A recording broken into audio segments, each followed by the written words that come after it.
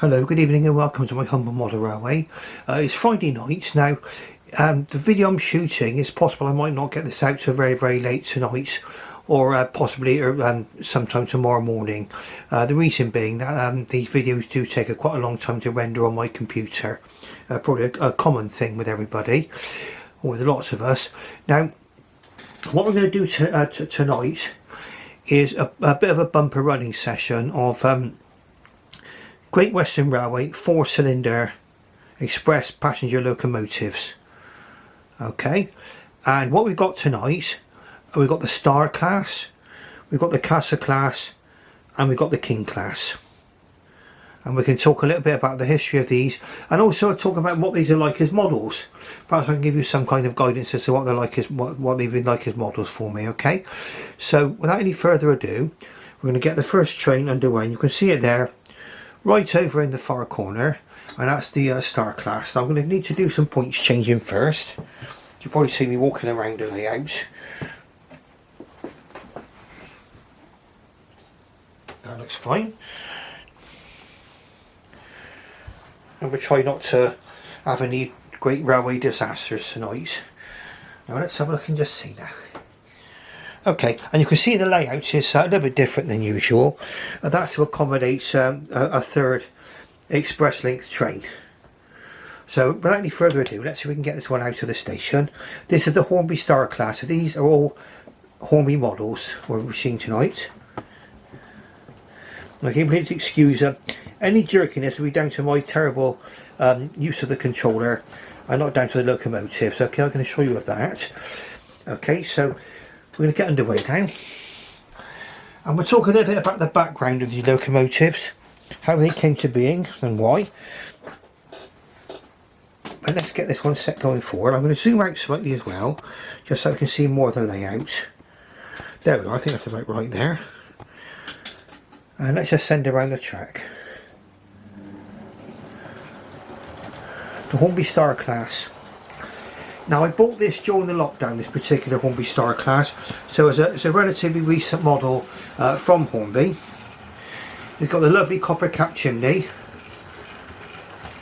the safety valves, brass safety valves, and the whistles. It's got a fully detailed cab, and I've gone and added a loco crew. Now I just like the idea of adding loco crew to my locomotives. Personal preference, of course. I would just want it's putting a set of Clarence Street coaches. Now, even though this was in BR livery, you could kind of imagine this is one which is in the early 1900s perhaps, and it's putting the Clarence Street coaches. The other coaches which you can see on the layout are Collett coaches. Now Collett did not become the chief mechanical engineer of the Great Western Railway until a bit later on than this. Okay, so we've got our Clarence Street coaches here. And they've got the actual roof windows to accommodate the gas lamps. Now we have to have a look and think about the period of time in which these locomotives were actually being built, okay, and who were chief mechanical engineers during a particular time. Now, Dean, I think, was chief mechanical engineer from the late 1870s through to 1902. Churchward was 1902 to 1922. Collett was 23 through to 1941. Hawksworth from 41 through to about 1948 after nationalisation, and he was the last chief mechanical engineer for the Great Western Railway. Okay, this one was designed by George Jackson Churchward. Okay, and it came out in the early 1900s, and a power classification of 5p. And there were 73 of these actually built. 74 if you include obviously the one that's just been rebuilt, which was built from a part of other locomotives, which is the I believe that's St. Class Lady of Legend. Actually, I'm mistaken. No, it is 73. Lady of Legend is a St. Class, not a Star, so I got that bit wrong there. But Churchward's standardisation scheme began in 1901, with a 2-cylinder design, which was the same class, okay. And then he went on to build the Star class, which is a 4-cylinder locomotive.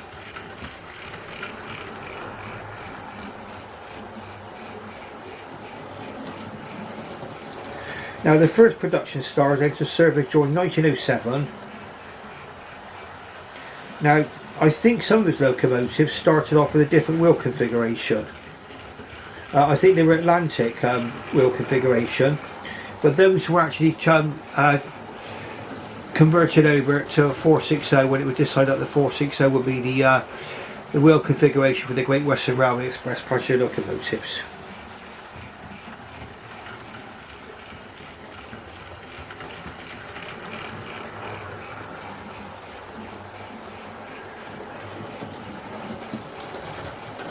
Now, as far as historical context is concerned, Churchward was certainly Dean and then Churchward, because actually Churchward worked under Dean. There was a lot of big changes on our railways, certainly on the Great Western Railway, and we've got to look at the fact that the Victorian age came to an end in 1901 when Queen Victoria sadly passed away, and then we had Edward VII, who was actually king from 1901 to 1910. George V, king from was king from 1910 to 1936. Edward VIII was only king for about a year, so he actually became king in 1936 and abdicated in 1936. George VI was 36 to 1952. And our present Queen, obviously, from 1952 to the present day. Now that gives us a bit of a context to this, because our King Class locomotive is actually named after one of our kings, King Edward VIII, who had a very, very short reign. I think we've been through all this in our review previously.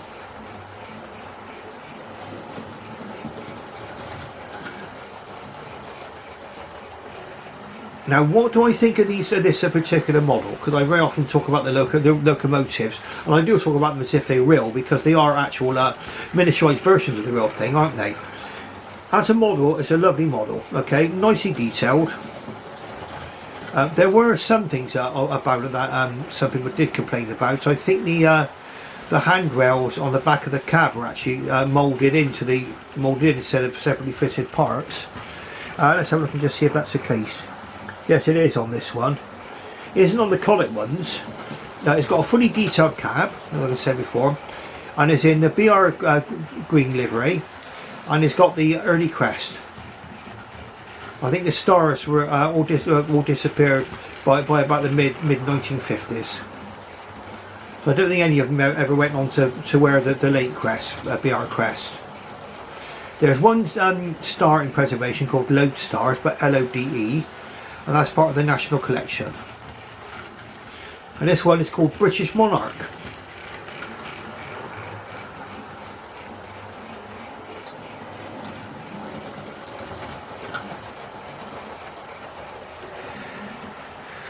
Now, one thing which I will mention, and it is important, you might think I'm talking about a boring subject that doesn't have any relevance to any of this, about the boxes and the packaging these locomotives came in, okay?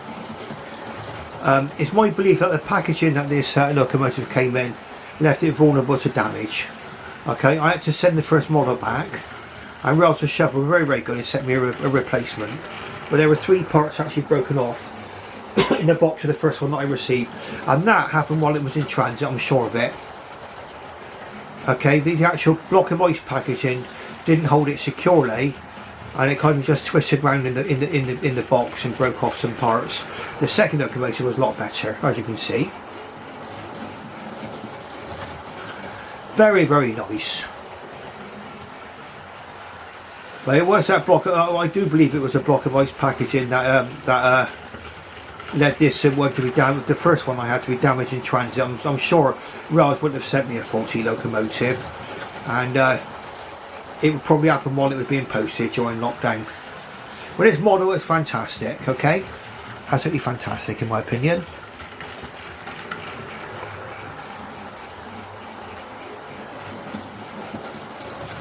And what we're going to do is we're going to bring her in shortly, because we need to have enough time to talk about all 3 locomotives.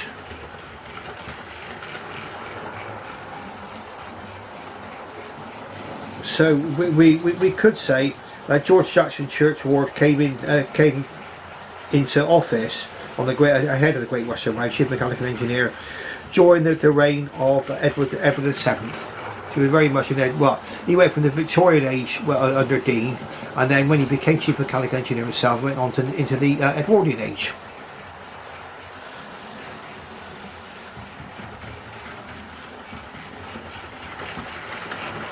Really nice. We're not going to do any too many close-ups of these tonight. We're going to just watch them run. I've the pleasure of watching these just running around the track tonight, and yes, I am really enjoying this. What a lovely model. Keep on saying it, don't I?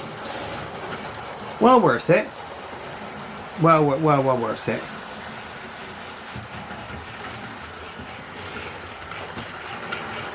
At one point, Lodestar, that was the LODE Star, was still available from Hornby.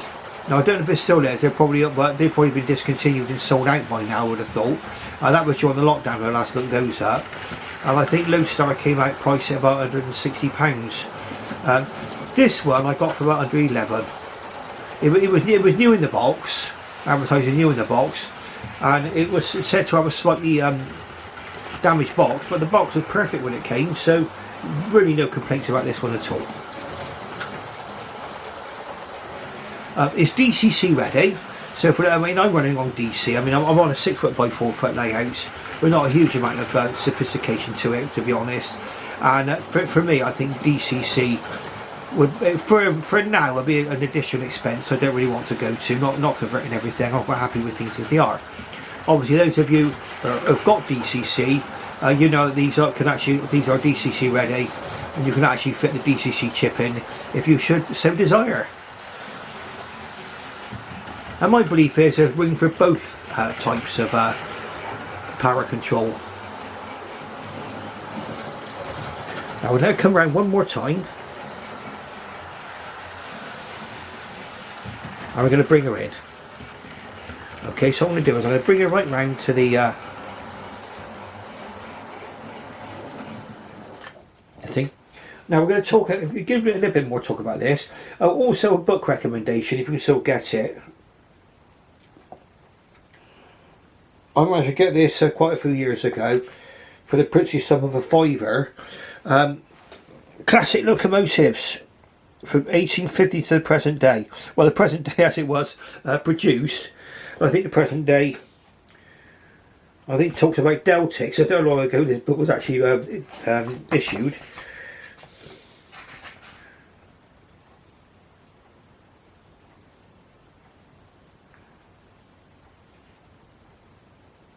It was first published in 1988, this particular one. Okay, that book. Okay, and the Star Class as well. We'll have to look at the a little bit more information on the Star Class before we go in.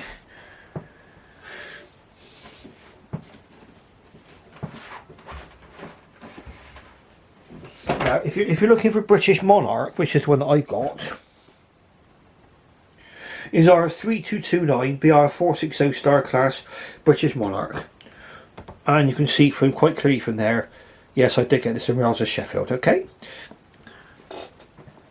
very nice people, in my experience anyway.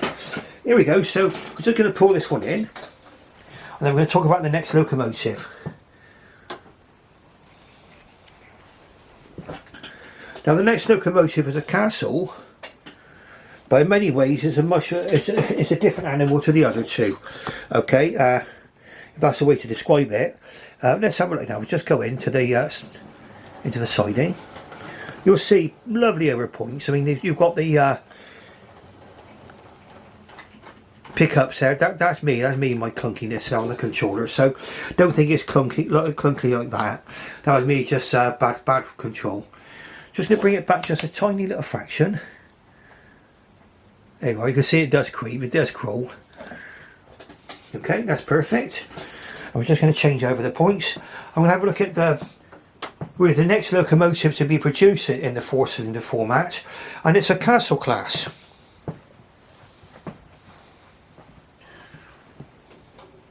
Be moving over to the castle in just a moment. So that looks good to me. We'll take a look there, that's it. And the Castle Class. This is a much older model. It's the one that you can see in the far distance there. Castle Class Spitfire, okay. And you'll be able to tell from the box it came in that it's an earlier model. It comes from about the year 2000s, about 2005. I wish I'd have kept the instructions out on it, but it's a much earlier model than these other two. Okay, R2318 BR460 Castle Class Locomotive 5071 Spitfire. Okay, so you want to, that's the one I got. Okay, and I picked this up a second hand on eBay, and it's part, I think if I remember rightly, this one was part of someone's personal collection, and it never seen much action outside of a display case. So very, very lucky to get it in this condition. I'm just going to put the controller into reverse, and then we'll just see if we can get so nicely at the station. You see, it's nice little runner. This is very much the an older format of a locomotive. It's loco powered, okay, the actual motor's inside the locomotive, but it's a Ringford motor, and you probably have seen other people criticise the Ringford motor. I don't mind it. I'm being perfectly honest with you. As in all things in life, everything's got advantages and disadvantages. And there's certainly advantages with having something like a Ringford motor inside this locomotive. It's called a Type 8 Ringford motor. You can probably hear it sounds different going round. Okay, very, very nice runner. That's fine. Now the Castle Class. It was actually designed by Church Ward successor Charles Benjamin Cobbett.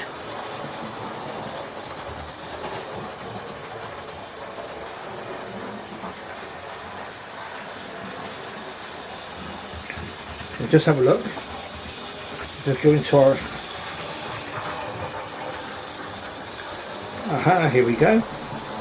Gwr Castle Class 460. Designer C.B. Collett. Introduced in 1923. Power classification 7P. So you can see that it's become more. It's more powerful. At the time, it was the most powerful locomotive, I believe. Certainly the most powerful 460.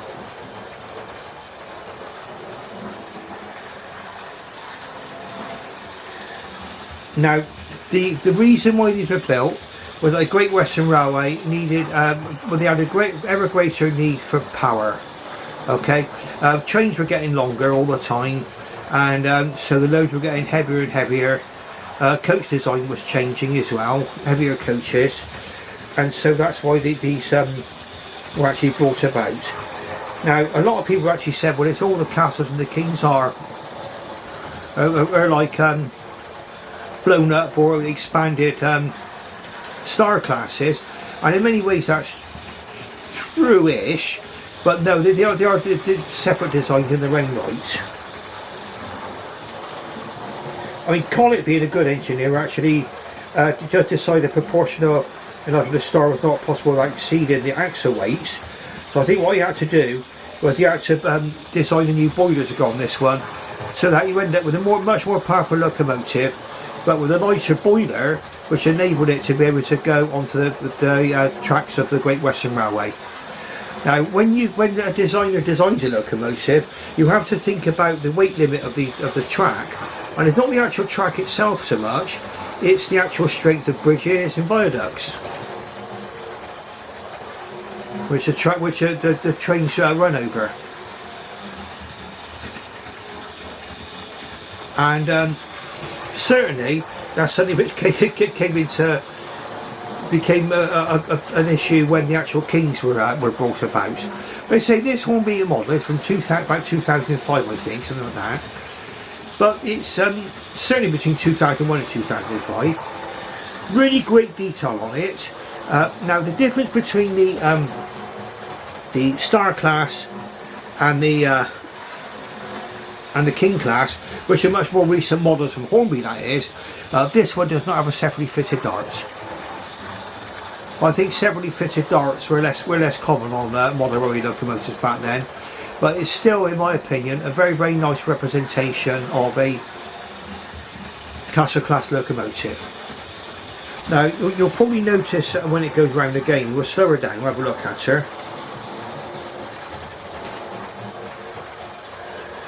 So this one is actually built with a double chimney. Okay, it's in BR Late's crest, and it's got the double chimney. We'll just try to bring the camera down a little bit just to focus on that double chimney. The reason why the double chimneys were brought in were two reasons. One was to give the locomotive more power, and also so that the locomotive could operate more efficiently on lower quality coal. Okay, and I think I read memoirs of some drivers, and they towards the end of steam, they were literally chucking anything into some of these locomotives, and that's probably true. But they still kept up a good performance right to the end of their service.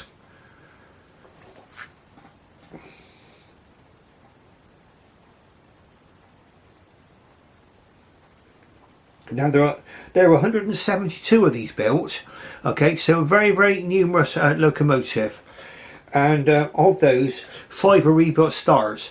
Some of the Star Class, like you saw over there, British Monarch, were actually rebuilt as castles as well. I think such was a need for power on the express locomotives.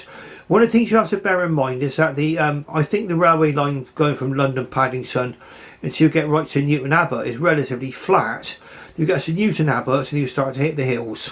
Okay, and that's where you even needed banking engines to go behind express locomotives or double heading.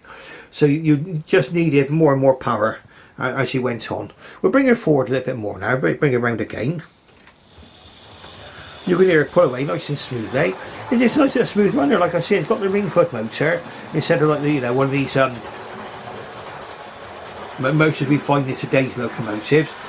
But the advantage of it is that you can change the brushes and springs should you so desire.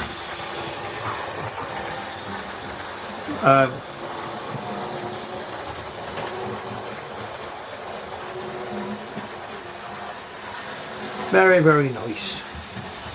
Now Spitfire was originally called Clifford Castle as far as I'm aware, and it was renamed as Spitfire to actually commemorate the pilots who fought in the Battle of Britain. So I should imagine, you know, I mean, I never got to see Spitfire in real life, but like, at least seeing it in model form does fill me with a certain amount of patriotic pride, and why not? Quite rightly so.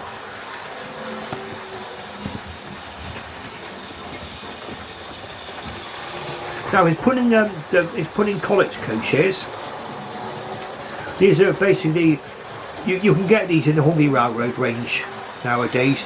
I mean, these I bought in the early 1990s, I believe. But the Hornby Railroad range ones are virtually identical. And I think that the decoration of the door handles is slightly different, the decoration on it. But it's really the same chocolate and cream coaches. So they are really compatible with the older ones. Really, really nice locomotive. We can see it go around here now.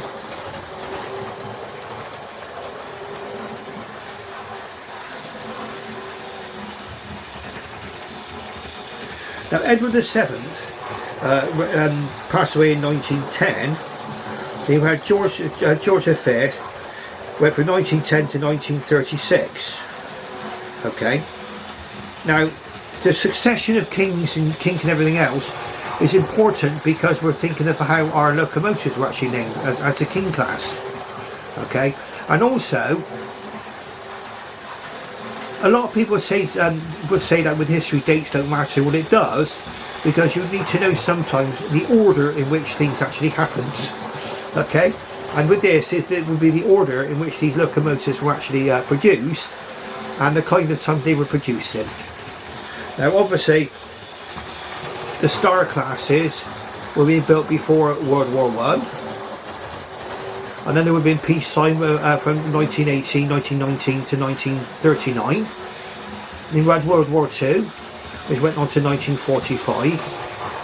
And then nationalisation came after 1945. So again, history has a bearing on a lot of locomotive design as well.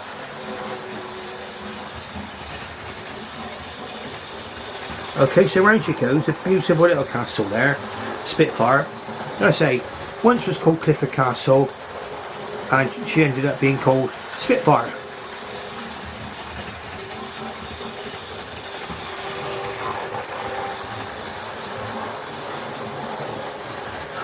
Now we're going to bring her around just one more time.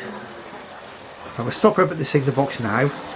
That's it. I've overshot the signals slightly, but I'm going to sack this useless driver that's controlling these trains, and then we'll bring her in to the station.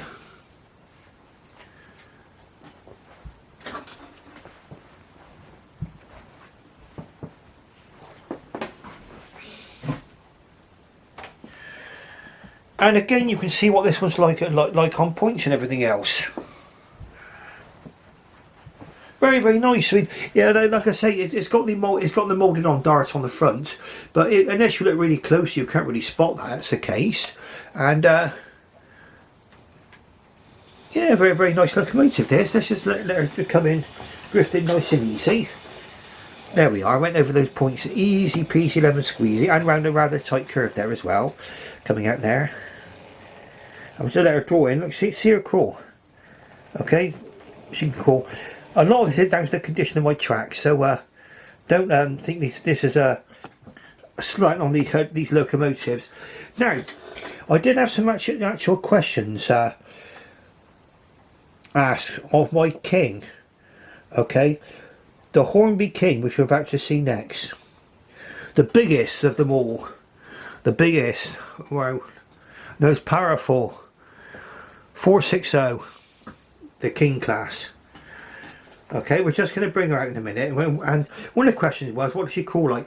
Well, for me it's hard to tell, because my track goes out every day and comes back at the end of every night, and I don't very often change the fish plates, I will confess. So sometimes you could possibly say that my railway is not the best place to test things like crawl, okay, and especially with my useless use of the controller. Okay, but we'll have a look and see what does she crawl like. And also a question that was asked was, does it have sliding vents in the cab, roof vents? Now it's quite funny, because I saw another King Class and that one did have it, but I'm positive this is just part of the moulding. These, they might slide, I don't know, but they do.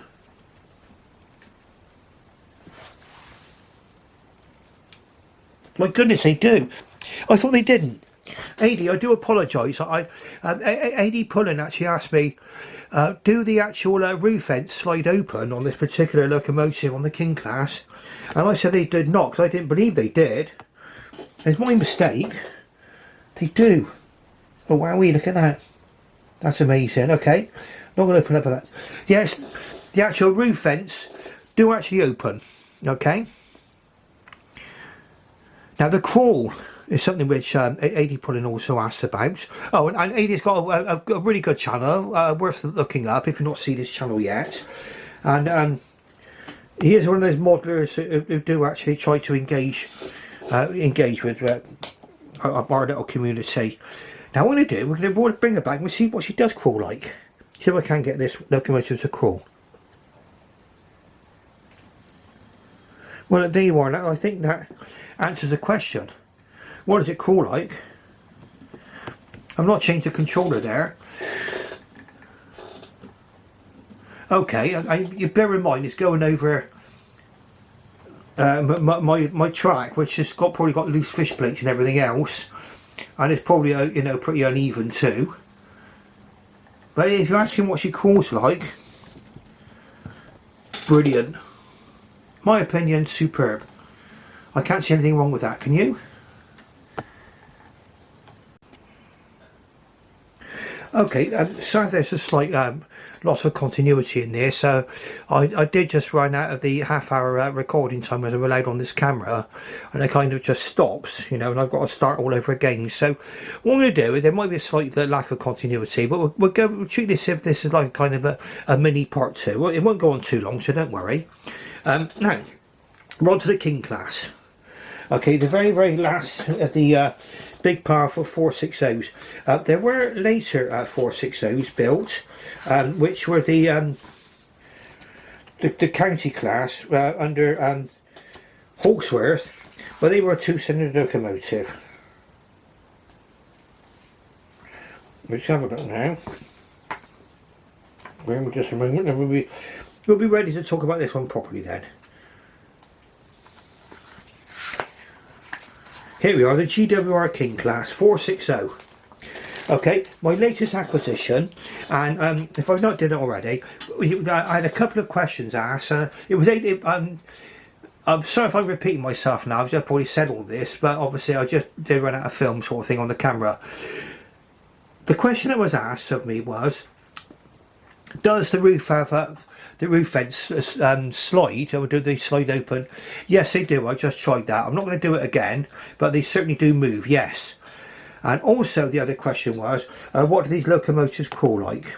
Okay, and we can see that by looking at this now. Now we'll just set the controller into reverse, and we'll just send it back nice and slow.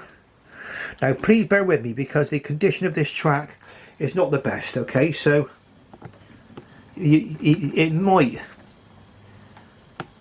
but you can see there it's crawling really nicely. I mean, it will crawl more slowly than this, and I don't think it's been fully running. I mean, I don't know if it's been fully run in this model. I did buy it second hand, but I don't know how much use it would have had under its previous owner.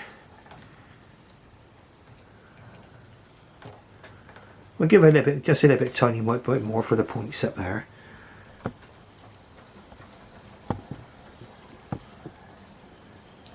I mean, as far as crawling is concerned, I mean, okay, if all it ever just inches forward, you know, a millimetre every 20 seconds, I don't know. I mean, on my track, that's something which I think is impossible for me to test, because my track does go out every running session, and it all goes back at the end of the evening. So, you know, I've got I've got the odd loose fish plate here and other things like that. So. Well, let's bring it around, then we'll talk about the King Class, and then we can bring this video to a rather nice conclusion. Okay, so here we go.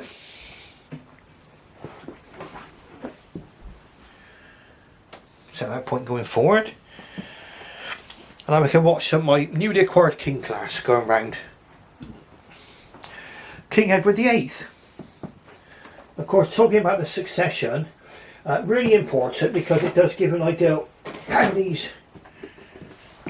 locomotives got their names and what kind of king they were named after. Okay, so round it comes.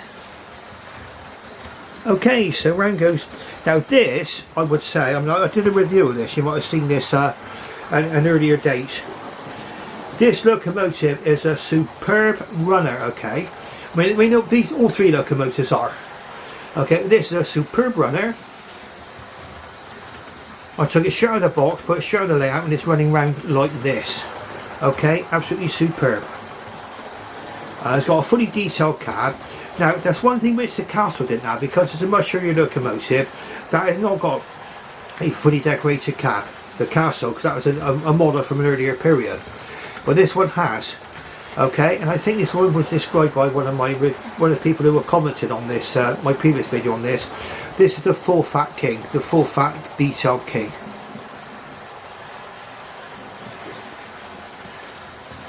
Our 3332 BR late King Class King Edward VIII 6029.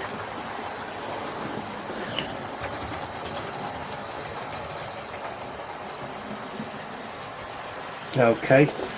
Very pleased with this model. Very pleased. This one has got the separately fitted dart.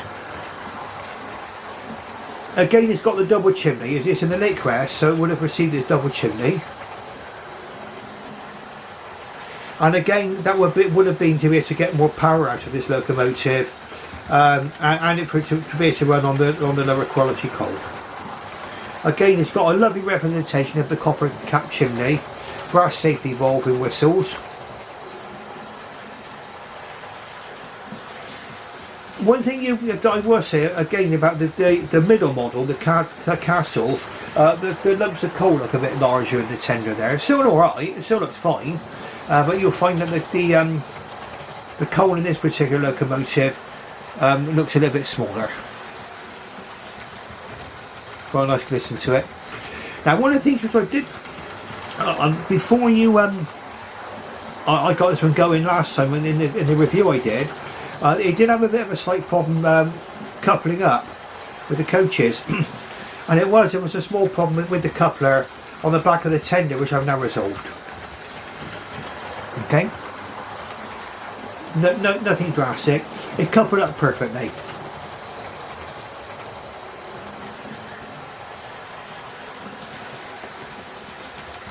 Move on to the King Class in just a moment.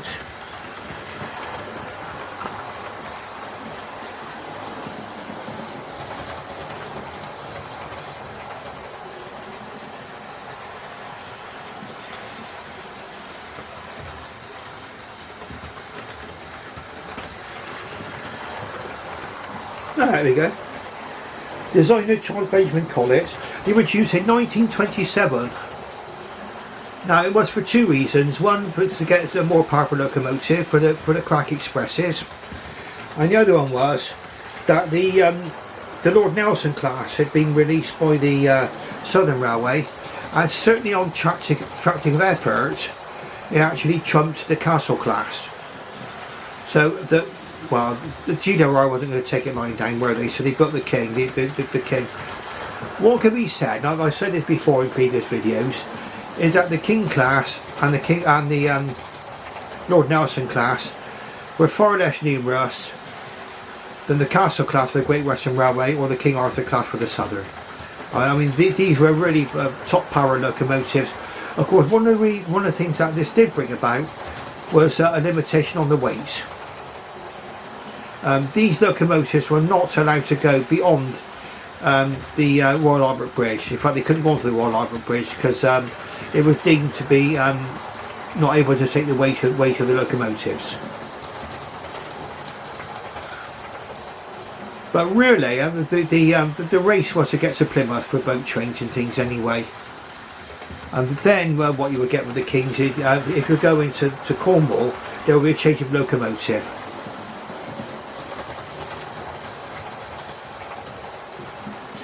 Now I'm going to talk about somebody just quickly now about this particular model. It's how my fascination happened about stars, castles and kings. Okay, now excuse me if I may pronounce his name wrongly. He was called David St. John Thomas. Okay, a railway author, and he did appear in quite a few TV programs about railways too. And he appeared in one called Seaside Railways. I recorded it on VHS cassette. That's how long ago it was, okay? I saw this in the early 1990s. And he actually started my fascination with these railways. He was talking about being at Dawlish and at Timoth and watching the famous stars, castles and kings whizzing by. Okay? The glory days of steam, the great glory days of GWR steam, of course. Now, of course, this has actually satisfied my curiosity to a great degree. I've got all three models, the famous stars, castles and kings. And it was his enthusiasm when presenting that programme that helped get me hooked on railways. And also, as a fact, I started to travel on railways about that time too, in connection with work. We've got our majestic King going round now. There were 30 of these built, okay, power classification 8P. And I think that some of the GWR infrastructure had to be reinforced to take this locomotive. And yes, it was Felix Pole, General Manager of the Great Western Railway, and bearing in mind you needed publicity for your posters and stuff. You had to be able to say something like, the fastest train to Scotland, you know, will be LNER, and the Midland Railway will be competing on that one, wouldn't they? But this will be the fastest train to Cornwall, or the most attractive effort for this one. And he wanted the rest for the title, the most powerful locomotive away from the Southern Lord Nelson. And the base of deciding power merely on attractive effort was contentious, but prestige counted for everything with Felix Pole. And that's one of the reasons why the King Class were built. They amounted to 30 locomotives. They were all sadly scrapped or withdrawn at least in 1962. And I think 3 Kings remain in preservation now.